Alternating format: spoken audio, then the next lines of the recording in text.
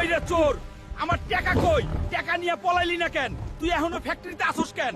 আজকে তোর ভর্তা বানায়া কুত্তারে খাওয়ামু। স্যার গো, আমি তো কালকাই আপনার বাসায় গিয়া টাকা ফেরত দিয়ে গেছি। আপনি ছিলেন না, তাই ভাবিরে দিয়ে আসছি আপনার বউ। কি কস তুই? আমার পেঁয়াজ এমন কাম করতে পারে না। চল এখনই বাসায় যামু, মিথ্যা প্রমাণ হইলে তোরে কাঁচাই চাবায়া খামু।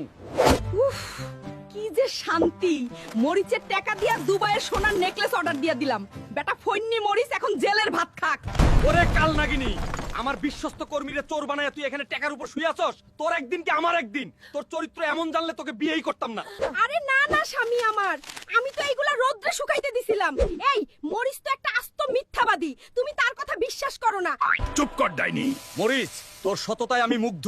তুই আজ থেকে আমার ফ্যাক্টরির জেনারেল ম্যানেজার। আর এই পেঁয়াজ রে এখনই ঘাট ধাক্কা দিয়ে বের করে দিব।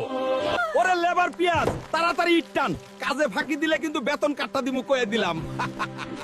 আমার জীবন এখন সুন্দর।